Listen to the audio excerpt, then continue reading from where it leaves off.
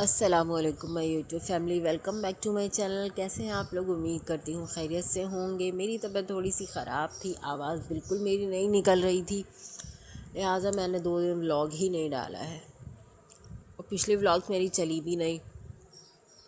Subscriber इतने हैं नहीं और आप जो हैं तो मैं समझ सकती हूँ, ज़ाहिर सी बात है मुहर्रम की मसरूफियात की वजह से किसी ने खोला नहीं, किसी ने देखा नहीं और तबीयत मेरी इतनी बेकार हुई थी कि मैं कुछ करने के काबिल नहीं थी। और ये मेरी व्लॉग का आगाज़ आज की रूटीन से हो रहा है। मॉर्निंग रूटीन है। कल मैं बिल्कुल सुबह उठ नहीं पाई थी मंडे के दिन, लिहाजा सबकी छुट्टी वुट्टी करा दी मैंने।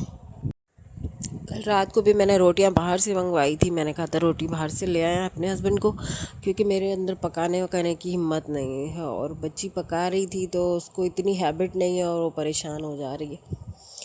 तो हलीम थी, मैंने कहा हलीम से हम लोग खा लेंगे। तो खैर थोड़ी थोड़ी रोटियां सबने खाई थी और रोटी बच गई थी तो मेरे लिए फ़ायदेमंद साबित हुआ। सुबह के वक्त फ्राई कर लिया, ऑफिस जाते वक्त हस्बैंड को दिया, उन्होंने आधी ही रोटी खाई, ज़्यादा खाई भी नहीं, बची हुई आधी रोटी फिर मैंने तनावल फरमा ली।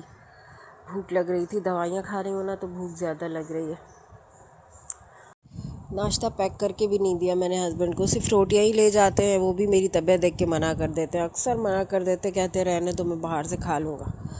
सुबह के वक्त तबीयत ज़रा बोझल होती है, आजकल हिम्मत नहीं हो रही है बिल्कुल भी। एक तो मैं दांत की तकलीफ़ से इतने दिनों से जूझ रही हूँ, अभी ये बुखार हो गया मुझे। असल में हो गई थी एलर्जी, कपड़े आए थे वही काम वाले कपड़े और उससे ना मुझे डस्ट एलर्जी है, तो ज़ाहिर सी बात है मुझे हर चीज़ इफ़ेक्ट करती है, ज़रा ज़रा सी चीज़। और उन कपड़ों में फ्यूजिंग था जिसकी वजह से मुझे बहुत इफ़ेक्ट हुआ। तो मैं तकरीबन 1 हफ़्ते से बीमार ही चल रही हूँ और अभी 2 दिन से तो मेरी आवाज़ और हिम्मत बिल्कुल गायब थी। और सुबह के टाइम ये जा रही है हरीम मदरसे की मैंने इसकी कल छुट्टी करवा दी थी, क्योंकि आँख इसकी अपनी 9 बजे खुली थी तो इसने मुझे जगाया, मम्मी टाइम हो गया। 9 बज गए, मेरी छुट्टी हो गई, मैं क्या करती। हस्बैंड भी मेरे सोते ही रह गए, क्योंकि 10वीं के दिन इतने लोगों का आना जाना और इतना काम था, थक गए थे, तो उनका भी इरादा नहीं था ऑफ़िस जाने का मंडे को। और फिर एक जगह काम से भी उन्हें जाना था, उनके फ्रेंड आए हुए हैं सऊदीया से, उसकी चोरी हो गई है एयरपोर्ट पे चीज़ें, तो उसे ज़रा फ्रेंचाइज वगैरह जाना था उसकी एनआईसी वगैरह का मसला था, उस सब के लिए कुछ कहीं जाना था नादरा के ऑफ़िस, तो उनको वहाँ भी जाना था। लिहाजा हस्बैंड का इरादा नहीं था ऑफ़िस जाने का मंडे को, तो वो भी सोते रह गए और मेरी आँख नहीं खुली मेडिसिन की वजह से, थकन की वजह से। उठती हूँ तो लगता है छींक छींक के ना पसलियाँ और ये सब ऐसी हो गई है हशर बुरी कि बस क्या बोलूँ मैं।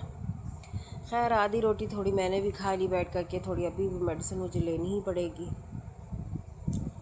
और ये दोनों पापा और बेटी चले गए, इनके पापा सुबह के टाइम बच्चे कहीं भी जाते हैं ना तो इसके पापा का ही काम होता है हर जगह छोड़ने का, या स्कूल हो, कॉलेज हो, यूनिवर्सिटी हो, मदरसा हो, वो सबको छोड़ते हुए जाते हैं। तो हरीम को भी मदरसा छोड़ते हुए जाएंगे, फिर लेने के लिए 10 बजे या तो मैं जाऊंगी या फिर कबीर जाएगा। एप्लीकेशन में कह रही थी ना हरीम मम्मी लिख दें कि मेरी तबीयत ख़राब थी, मैंने कहा नहीं सच बात लिखो, मदरसा तुम जा रही हो। कह रही नहीं मैं आपका नहीं लिखूंगी, मैंने कहा नहीं मेरी लिखो। फिर मैंने अपनी लिख दी कि अब मेरी तबीयत ख़राब थी जिसकी वजह से मैं उठ नहीं पाई। तो जब मैंने समझाया कि मदरसा जा रही हो, झूठ क्यों बोलोगी, एक छोटी सी बात झूठ बोलने की क्या ज़रूरत है, तो फिर वो समझ गई बात को, कहने लगी चलिए ठीक है लिख दीजिए। तो बच्चे छोटी छोटी बातें ना उनके दिमाग को ट्रिगर कर जाती हैं। अगर हम छोटी छोटी बातें वक्त पे तरीके से बच्चों को समझा दें तो वो उन्हें, अगर वो अभी ना भी करे तो बाद में तो उन्हें याद रह जाती हैं। फिर वो जब ऐसी कोई सिचुएशन उनकी आती है तो फिर उन्हें ख़्याल आता है कि हम क्यों ऐसा करें।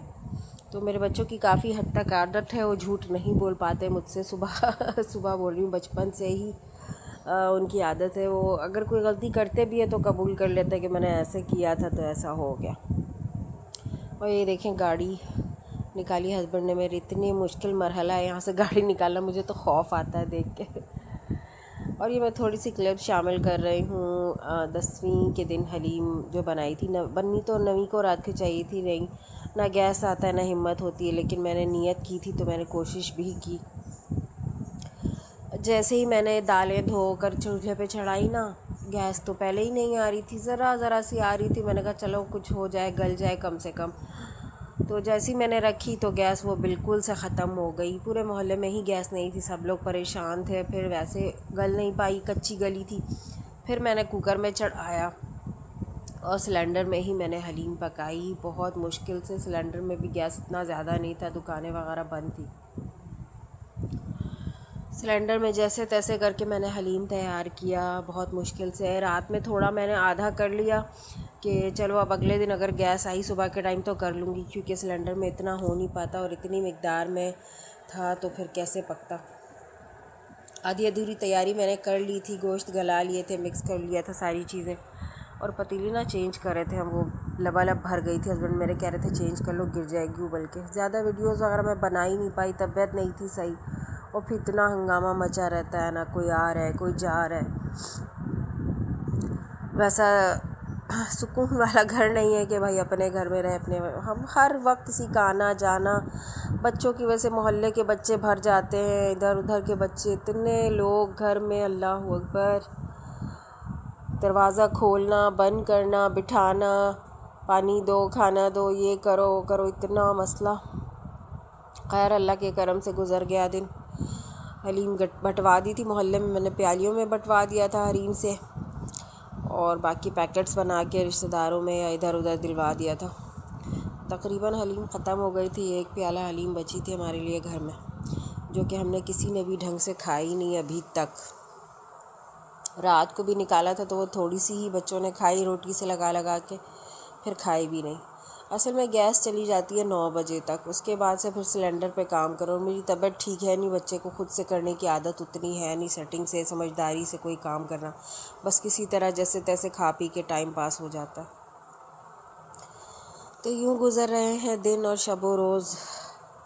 अगर आपको मेरी वीडियो आप देखते हैं और पसंद आती है तो please like share and subscribe करें, हौसला बढ़ाएं मेरा, क्योंकि मैं काफ़ी टफ़ सिचुएशन में व्लॉग बना रही हूँ। ये है कि बस काम करना तो है, इसलिए कर रही हूँ।